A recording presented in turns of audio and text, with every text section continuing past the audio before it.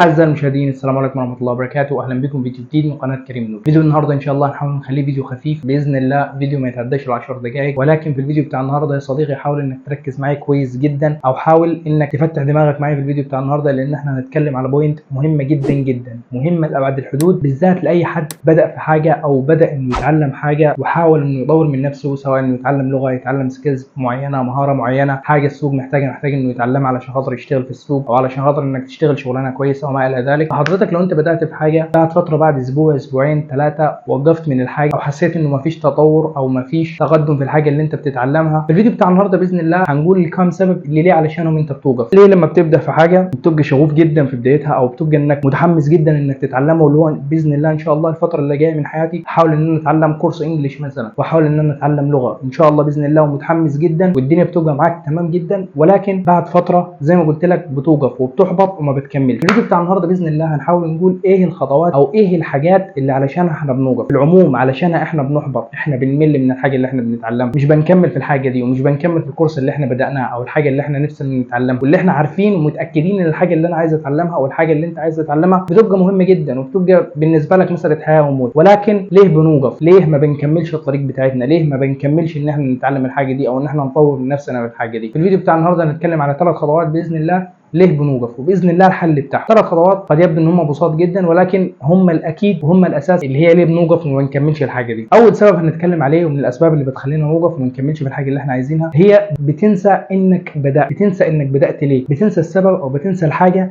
اللي انت بدات علشانها. بمعنى لو انا مثلا عايز اتعلم لغه ايا كانت اللغه، انا بدات بقى وخلاص اتحمست وسمعت لي كام فيديو تنميه بشريه، او سمعت لي كام فيديو بيقولوا اهميه الانجليزي وان الانجليزي مهم والحاجه اللي انا عايز اتعلمها دي مهمه، فخلاص بقى اتحمست وخدت دفعه الدوبامين بتاعتي، واللي هو خلاص انا باذن الله هقعد اتعلم انجليزي مثلا لحد مثلا سنه. بعد فتره بعد اسبوعين 3 بتحبط. ليه بتحبط يا صديقي؟ انت ببساطه شديده بتنسى الهدف او بتنسى السبب اللي انت بدات علشانه، يعني انت بتنسى دفعه الدوبامين، او بتنسى اهميه الانجليزي، او بتنسى اهميه الحاجه اللي انت عايز تتعلمها. وسبب ثاني مرتبط بالسبب ده، وهي انت مش عارف اصلا انت بدات ليه. هل انت بدات علشان انت مستوعب وفاهم وعارف اهميه الحاجه اللي انت هتتعلمها؟ هل انت بدات علشان متاكد ان الحاجه اللي انت هتتعلمها هتغير في الكارير بتاعك، او هتغير في حياتك، هتغير في الشغل بتاعك، هتغير في الفتره اللي انت داخل عليها في حياتك؟ ولا بدات الحاجه دي لمجرد انك بدات، صحابك مثلا قالوا لك ابدا، او ناسك في البيت قالوا لك اتعلم الحاجه دي، او مثلا شفت اصحابك بيتعلموا الحاجه دي فانت قلت هروح ابدا واتعلم الحاجه دي علشان خاطر صحابي بيتعلموها واواكب الدنيا معاهم. عايز اقول لك حاجه مهمه جدا في الحته دي، حاول يا صديقي اي حاجه هتعملها في حياتك، اي حاجه حرفيا مهما كانت بسيطه هتعملها في حياتك، اعملها علشان خاطر نفسك انت، اعملها علشان انت فاهم اهميه الحاجه دي، او انت مستوعب اهميه الحاجه دي، اعملها علشان خاطر انت نفسك مش حابب الوضع اللي انت موجود فيه حاليا وعايز تطور من نفسك، عايز تطور من حياتك، مش لمجرد انك صحابك اتعلموا الحاجه دي، او مش لمجرد ان الناس مثلا الانفلونسر او الناس المهمه والناس اللي انت بتتابعها متعلمه الحاجه دي فاللي هو حاجه كول وحاجه روشه كده انا هتعلمها. لا يا صديقي، نصيحه مني، اي حاجه عايز تتعلمها اتعلمها علشان نفسك. لو الحاجه دي مثلا كل الانفلونسرز او كل الناس اللي انت شايفهم حلوين جدا متعلمينها وانت نفسك مش هاويها، او انت نفسك مش حاببها، ما تتعلمهاش، لان السبب ده هيبقى حاجه مهمه جدا في انك هتوقف، لان الموضوع مش سهل، الموضوع مش بيس اوف كيك واللي هو انت هتقعد اسبوع اسبوعين 3 وتتعلم الحاجه دي. الموضوع بيحتاج شويه جهد منك، شويه صبر منك، فبالتالي لما من جواك تتاكد من جواك ان انت هتبدا الحاجه دي علشان خاطر نفسك، علشان خاطر بتحبها، علشان خاطر بتحب الحاجه دي، الحوار الحب ده او حوار ان انت هاوي الحاجه دي وان انت نفسك تتعلم الحاجه دي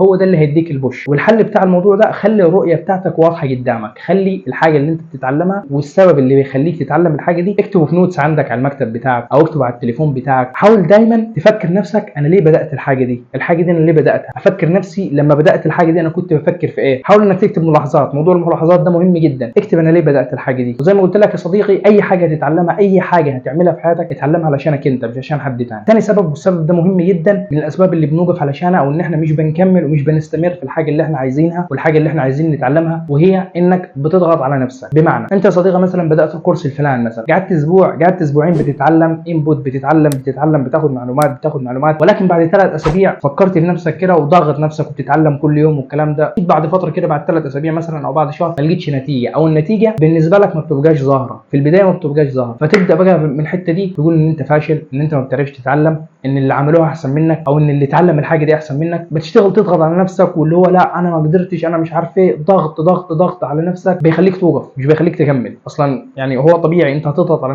نفسك مش هتخليك تكمل، الحاجه دي طبيعيه جدا. انا بقى يا صديقي عايز اقول لك انك ما تضغطش على نفسك. اي حاجه في الدنيا بتاخد وقت، اي حاجه في الدنيا بتاخد وقت، وحرفيا يا صديقي حرفيا انت تقدر بجد لو عايز تتعلم حاجه هتقدر تتعلمها والله العظيم. لو انت هاوي الحاجه، او لو انت بتحب الحاجه وعارف ان الحاجه دي مهمه لحياتك ومهمه للكارير بتاعك، مهمه لحياتك عموما، وعايز تتعلمها باذن الله، والله العظيم لو ما ضغطتش على نفسك ولو استهويت نفسك وحبيت نفسك والله العظيم هتعملها. فحاول دايما يا صديقي لو ما لقيتش نتيجه في البدايه، او في البدايه النتيجه اتاخرت شويه وما جاتش بعد اسبوع ولا اسبوعين، لا ما تضغطش على نفسك، لا عادي، كمل في اللي انت فيه، كمل في الستبس اللي انت ماشي فيه علشان خاطر تتعلم الحاجه دي. وباذن الله يا صديقي بعد فتره قليله من فتره انك ضغطت على نفسك وانك حسيت انك ما بتعملش نتيجه، هتلاقي النتيجه واضحه، هتحس بالنتيجه بجد. ثالث سبب ويعتبر اهم سبب في الحته دي، لازم ان انا اقول الستبس دي او الخطوه دي او السبب ده، هي انك مش معترف بقيمه الستبس او قيمه الخطوات اللي انت بتاخدها في يومك علشان توصلك للحاجه دي. الخطوات مهما كانت صغيره، وانا دايما بقول ان حاول انك لو عايز تتعلم حاجه حاول تخلي الستبس في البدايه بسيطه، يعني صغيره. يعني مثلا لو عايز تتعلم انجليزي ما تقولش هتعلم ساعتين في اليوم، لا 10 دقائق بس يا صديقي. حاول تعترف ان ال 10 دقائق دول مهمين، حاول تستوعب ان ال 10 دقائق او الربع ساعه او النص ساعه اللي انت بتتعلمها في يومك دول بيفرقوا معاك جدا. ناس كتيره جدا بقت عمالقه في المجال بتاعها لمجرد بدات المجال ده ب 10 دقائق في اليوم وربع ساعه وثلث ساعه كمان. حاول دايما تحط في دماغك ان الخطوه الصغيره اللي انا بعملها في يومي، او الخطوه الصغيره اللي انا بحاول ان انا اعملها علشان خاطر احسن نفسي في المجال ده وعلشان خاطر احسن نفسي من الحاجه دي، مهمه جدا، مهمه لابعد الحدود. ما تقولش لا دي تافهه، دي ما هتعملش حاجه والكلام ده، لا حاول انك تكبر وتتاكد ان الستبس اللي انت بتاخدها او الخطوات اللي انت بتاخدها في يومك هي اللي هتوصلك للهدف بتاعك، هي اللي هتوصلك للحاجه اللي انت نفسك تتعلمها. الموضوع ده مهم جدا. حاول دايما تبقى مستوعب وحاطط في دماغك ان الخطوه اللي انا باخدها دي قد تبدو عند البعض ان هي صغيره او ان هي ملهاش لازمه اصلا وتافهه وان انت بتعمل اي حاجه، ولكن يا صديقي اقسم بالله الخطوه دي مهمه جدا. وبعد فتره الربع ساعه او الثلث ساعه اللي انت بتضحك عليها وبتقول انها مش هتوصلك لحاجه، واكد لك يا صديقي ان هي اللي هتوصلك للحاجه دي وهي اللي هتخليك تتعلم الحاجه دي. بس الثلاث اسباب دول انا شايفهم من اهم الاسباب اللي بيخلونا نوقف واللي بيخلونا ان احنا ما نستمرش في الحاجه اللي احنا عايزين نتعلمها. حاول يا صديقي زي ما قلت لك تخلي الرؤيه واضحه قدامك، تبدا علشان خاطر انت عايز تبدا ونفسك تتعلم الحاجه دي او بتحب الحاجه دي، مش عشان خاطر حد تاني. ما تضغطش على نفسك، حاول انك تبقى هادي على نفسك، تهدى على نفسك وتحب نفسك. كل ما تتقدم في الحاجه دي حاول انك تحب نفسك اكتر واكتر، لان انت طول ما حبيت نفسك وطول ما بتدي التقدير لنفسك اكيد ربنا هيكرمك وهتكمل في الحاجه اللي انت عايز تتعلمها. ثالث حاجه واهم حاجه زي ما قلت لك انك تعترف باهميه الخطوات الصغيره اللي انت بتاخدها في يومك اللي هي هتوصلك للحاجه اللي انت عايزها. انا كده خلصت الفيديو بسيط، يا رب تكون استفدت في الفيديو. ما تنساش بقى تسبسكرايب وتفعل خاصيه الجرس. الفيديو عايز اقول لك thank you very much for watching and see you soon يا برو.